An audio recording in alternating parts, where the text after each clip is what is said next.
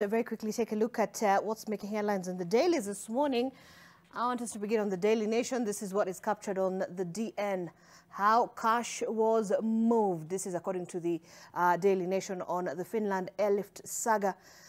Probe exposing the money trail. Well, the heist, according to Nation, which obtained documents, shows how officials withdrew 203 million for personal use from bank accounts into which parents had paid fees for their children to study in Finland and Canada, and a program run by the Uasin Gishu County government during the reign of Jackson Mandago, who we saw yesterday being whisked away by the officers attached to the DCI, I believe. 1.1 billion shillings, that's the amount the state prosecutors allege the suspects conspired to steal from the overseas study program. We're going to get to that in a moment. Page 2 and 3 of the Daily Nation.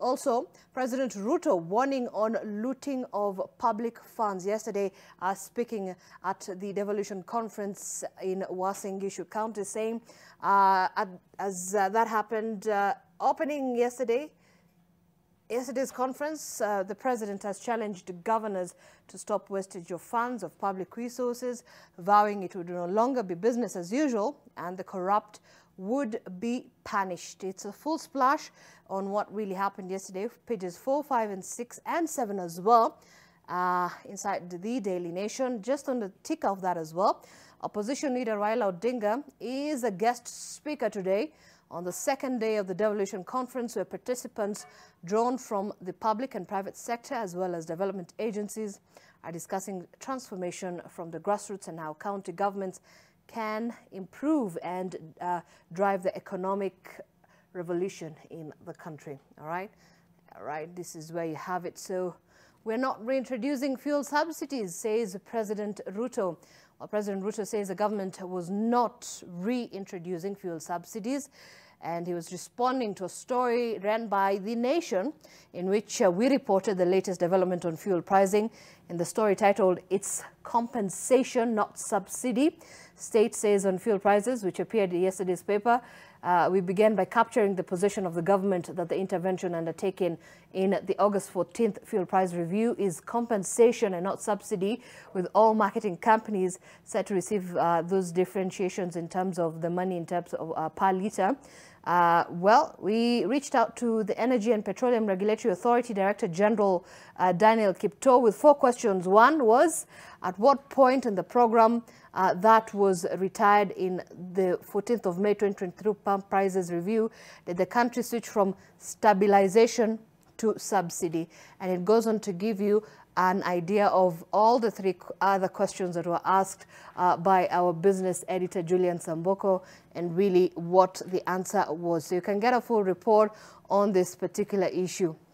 Still on the second page, like I said, it's all about the Finland saga after a lot of back and forth over the last couple of months regarding loss of cashment for the airlift program in Uasin Gishu. Police yesterday arrested the Senator Jackson Mandago and 2 other officials ahead of their arraignment in court. And you can see this picture there of the senator. He was the then governor of that county when that happened, when there was that misappropriation of money, allegedly. So we'll be following up on that as well.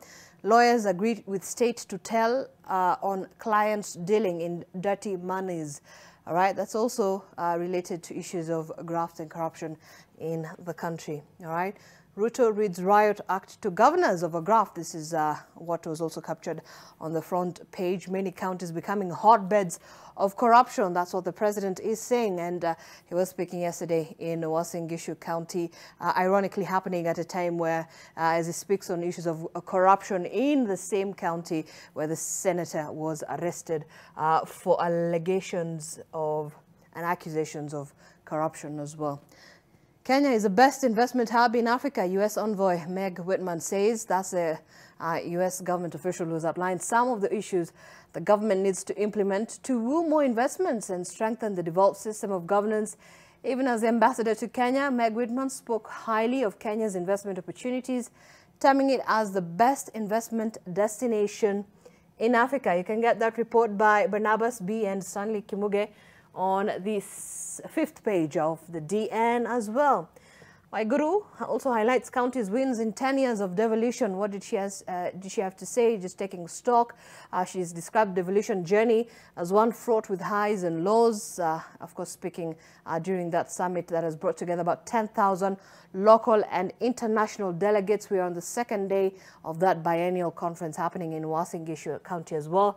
You can get an in-depth look of really what she had to say on that. Still on the same, thousands throng Eldoret for that biennial fit. The conference proving to be a boon for the local business community.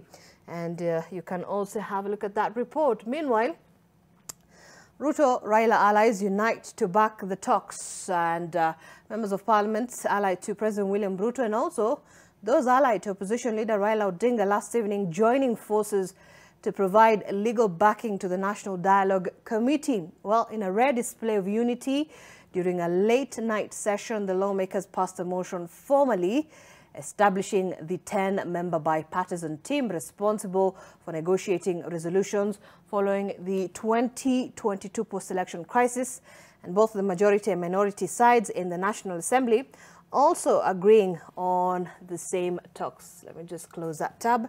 All right, so you can get that full report on how the lawmakers passed that motion, which means now the National Dialogue Committee, consisting of the 10 members from both sides, means that now we are set for the talks and we'll be following up on that as well. All right, let's get away from that as well. 40 youth get cash prizes in the NMG Goodwill Challenges. That's more than 40 young people from 6 counties awarded 20,000 shillings each.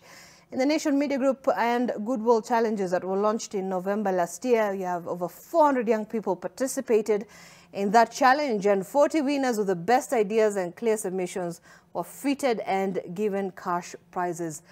Also, Jumwa names team to guide execution of the 2/3 gender rule. Remember, this has been quite a big issue in the country, and especially when it comes to the issue of implementation of the 2/3 gender rule. But you have Public Service Gender and Affirmative Action Cabinet Secretary Aisha Jumwa appointing that 23-member multi-sectoral task force on the implementation of the same principle in the country. So we'll be also following up on that as well. All right, let me just finally wind up here. Senator tables bill seeking 4-day public holiday weekends. Well, Kenyans, by the way, could have 4-day weekends when public holidays fall on Tuesdays or Thursdays if a proposed amendment to the law by Kiambu Senator Karungo Thangwa is passed. Well, the senator has tabled the Public Holidays Bill 2023, which seeks to amend the Public Holidays Act to provide that where a public holiday falls on a Tuesday,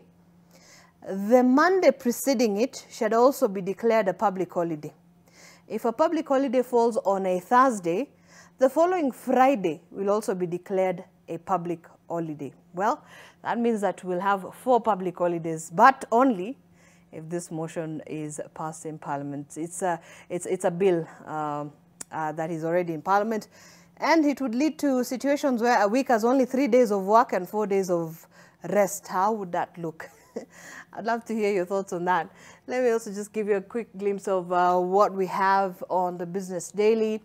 Lawyers have signed a pact with state to report clients' dirty cash. I think we've also captured that on the Daily Nation as well, but you can have an in-depth look as well on how the Business Daily has captured that story. Lawyers caving into the mounting pressure to report suspicious transactions by their clients to the Financial Reporting Center in a major boost to fight against money laundering in Kenya. Well, this move ends a stalemate that has tested one of the conditions Kenya was required to fulfill to continue accessing the $2.34 billion loan from the International Monetary Fund as well.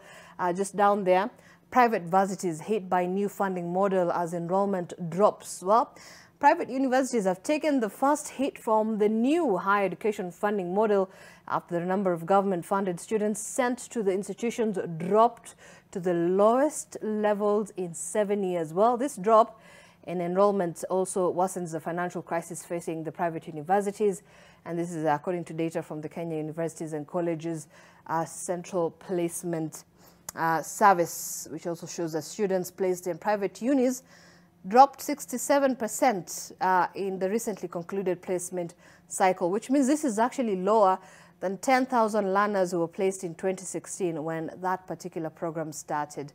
And just on the sidelines, what you can also get inside the Business Daily, how rating agencies push Africa to pay 8 times more on loans. Also, Orbit Chemicals cleared to possess Mukuru land. That's the High Court which has dismissed a bid by 6 people to block Orbit Chemicals Industries from taking possession of land in Nairobi's Mukuru Konjenga. And NSSF pays fund managers 619 million fees to June 2022. All right, so all that you can be able to get on the Business Daily. And also just a quick glimpse of what is on the front page of the Standard, just very quickly as well, just what is also captured on the Daily Nation. Ruto throws Mandago and the bus over the scam. No sacred cows, he says. We saw the tough-talking president send a twin warning to culprits of botched 1.1 Finland program and the corrupt who misuse public resources, that they will face the music. We also saw the DP leads talks onslaught amid Mount Kenya fears. You can get that inside the Standard. And man loses 2.3 million property in tussle over child upkeep. So all this we can be able to get on the Standard. But also on the Star as well. Same story. Ghost of Finland scammers returns to haunt Mandago. The DPP approving charges against the senator and 3 other former county officials as well. All right. And also finally on Taifa Leo, sakata ya Finland yachota Mandago. So that's certainly one of the biggest stories we are actually facing right now. So we will be continuing to have a look at that. Now, time to get into our conversation this morning. But before that, and before I introduce my panelists, I want us to have a look at the